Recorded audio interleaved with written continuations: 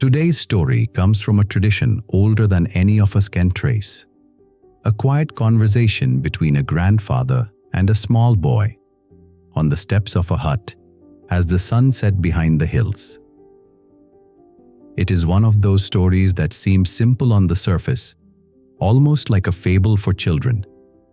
But hidden inside it is a lesson so deep that monks, philosophers, and wise men have spent entire lifetimes trying to live it. This is not a story about good and evil out in the world. This is a story about the war that takes place inside every single human heart, including yours, including mine, every single day. It is about the secret that decides whether you live a life of peace or a life of regret. And it is about a question that one small boy asked his grandfather that evening. A question that, if you ask it of yourself honestly, can change the entire direction of your life. So stay with this story until the very end. Listen not just with your ears, but with your heart. Because somewhere in the words of this old man, you may find the answer to a struggle you have been carrying silently for years. By the end of this story, you may understand something about yourself that has been waiting your whole life to be understood. Because what this old grandfather knew is something almost no one is brave enough to teach. And yet, it is the one truth that decides what kind of person you become.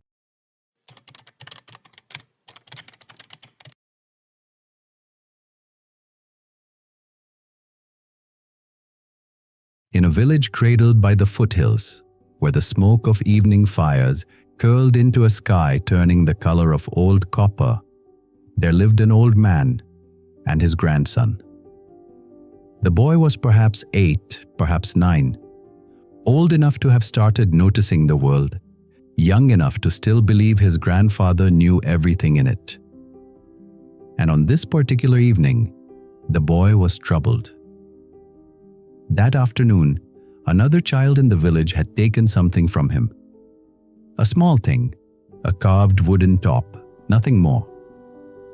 But the boy had felt something rise in his chest that frightened him. A heat, a wanting to hurt. He had pushed the other child to the ground, harder than he meant to.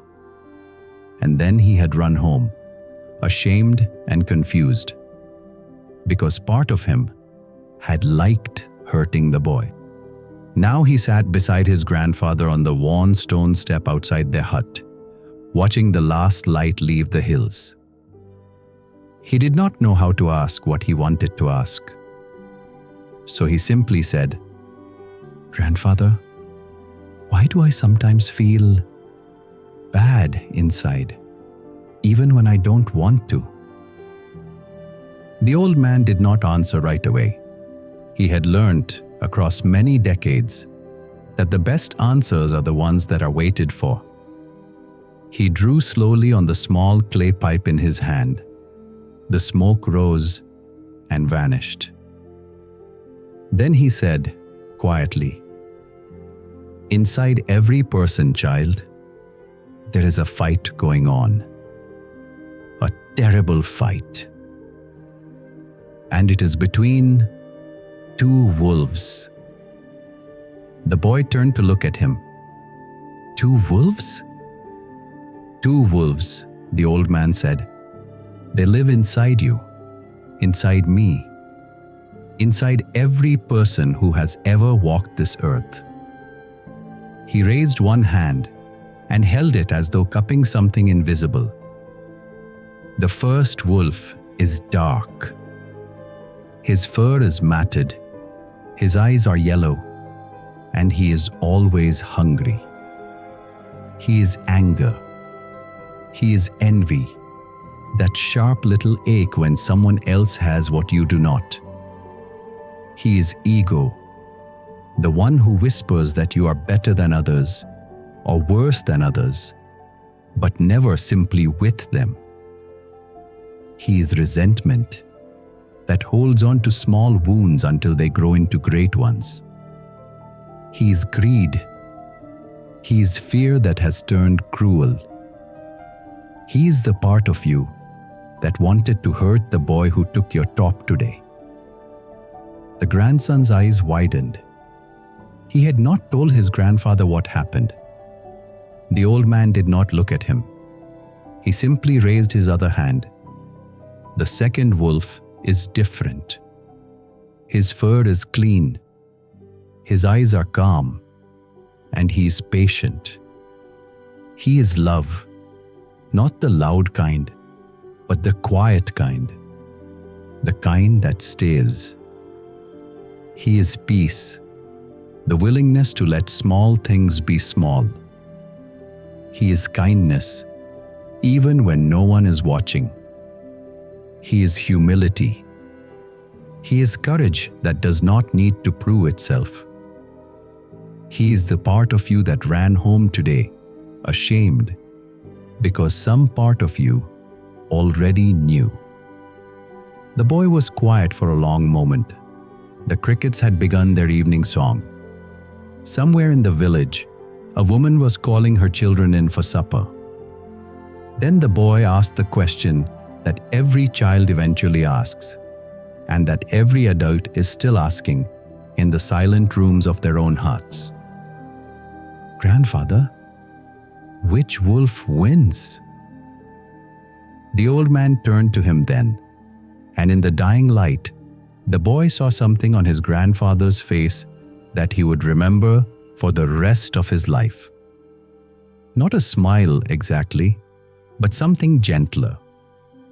The look of a man who had fought this fight 1,000 times and lost it and won it and lost it again and was still here.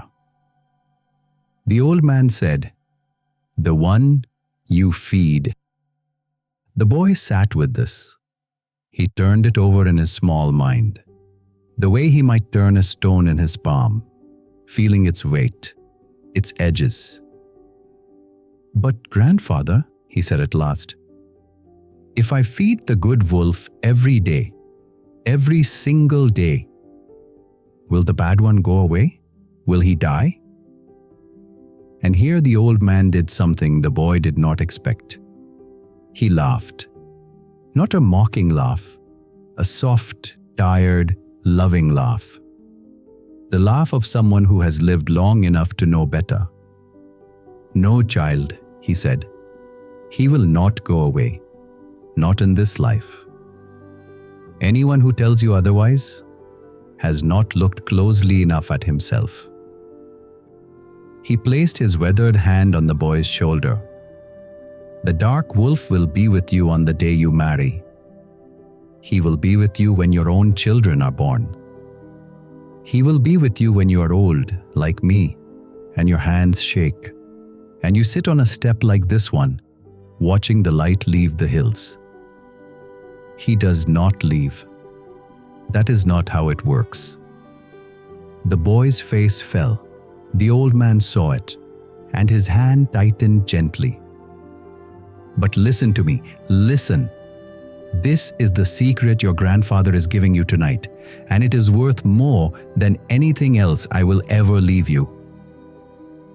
The boy looked up. "The dark wolf is the one who kept your ancestors alive through famines and wars and winters you cannot imagine. His anger has protected the weak. His fear has saved your life more than once. You survived because of him. He is your courage, strength, and energy. He is not your enemy. The point is not to kill him. The point is not even to hate him. The point is to know him." "Then what is he?" "He is a part of your mind, thoughts, and you," said the grandfather simply. "And every day, you decide which wolf eats." He looked out at the hills, now nearly black against a sky scattered with the first stars. His voice grew softer. Every kind word you speak, that is meat for the good wolf. Every cruel thought you nurse, every grudge you polish like a coin in your pocket, that is meat for the other one. Every time you forgive, every time you breathe before answering in anger, every time you choose to see a person instead of an enemy, you are feeding. Every time you gossip or envy or sharpen a small wound into a long blade, you are feeding. Your thoughts, words, actions, and habits are the meat for your wolves. So you have to choose every day, every hour. Sometimes, on the hard days, every breath. The boy was silent. The fire inside the hut crackled. Somewhere, a dog barked once, and then was still. "Grandfather," the boy said finally, "that sounds tiring." The old man laughed again, more freely this time, and pulled the boy close against his side. "It is, little one. It is the most tiring work a person can do. It is harder than plowing a field. It is harder than building a house. It is the work of a whole life." He kissed the top of the boy's head. But it is the only work that truly matters. Because at the end, when you sit on a step like this one, and you look back across all your days, you will not be the sum of what happened to you. You will be the sum of which wolf you fed. Remember this, my child.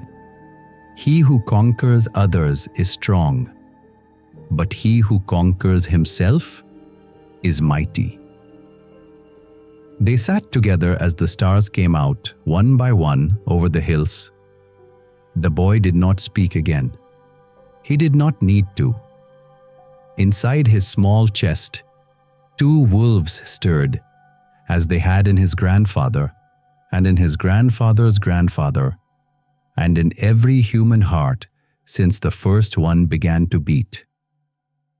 And somewhere in the quiet of that evening, without ceremony, without even knowing he was doing it, the boy chose. He chose the wolf he would feed tomorrow. Pause for a moment and let the grandfather's words settle into your own chest. Because this story is not really about a boy and a wooden top. It is about you. It is about every person who has ever lain awake at night, replaying a moment of anger or jealousy, and wondered, "Why is this in me?" The old man's answer is one of the most honest truths ever spoken about being human. The darkness inside you is not going away. But here is the hopeful part. You are the one doing the feeding. When you replay an insult from 10 years ago, you are feeding the dark wolf. When you nurse a grudge because it feels good to be right, you are feeding the dark wolf. As the wise have said, holding on to anger is like drinking poison and expecting the other person to die. The person who hurt you sleeps peacefully tonight. You are the one lying awake. But the opposite is also true. Every time you breathe before answering in anger, you are feeding the good wolf. Every time you forgive someone, not because they deserve it, but because you deserve to be free of it, you are feeding the good wolf. As the ancient wisdom teaches, watch your thoughts, they become your words. Watch your words, they become your actions. Watch your actions, they become your habits. Watch your habits, they become your character. Watch your character, it becomes your destiny. The small choices you make today are not small at all. They are quietly building the person you will become. So think honestly. In the last week, which wolf have you been feeding more often? There is no shame in the answer, only awareness. Because the moment you become aware, you take back your power to choose differently tomorrow. And remember the deepest lesson of all. The dark wolf is not your enemy. He is your fire, your strength, your survival. The goal is not to kill him. It is to know him so well that he no longer rules you. Because in the end, he who conquers others is strong. He who conquers himself is mighty. You will not be remembered for what was done to you. You will be remembered by which wolf you chose to feed. So start today. The next angry thought that rises, breathe through it. The next person who hurts you, choose to release it. This is the hardest work you will ever do, but it is the only work that, at the end of your days, will truly matter. Register these words deep inside your heart. The mind is everything. What you think, you become. No enemy can harm you as much as your own thoughts. Your worst enemy lives between your ears. He who conquers others is strong. He who conquers himself is mighty. The hardest battle is the one within. Conquer yourself before you conquer the world. Darkness cannot drive out darkness. Only light can do that. Hate cannot drive out hate. Only love can do that. Now I want to hear from you. Be honest with yourself for a moment. Which wolf have you been feeding lately? And what is one small thing you will do differently starting today to begin feeding the other one? Maybe it is forgiving someone you have been angry with for too long.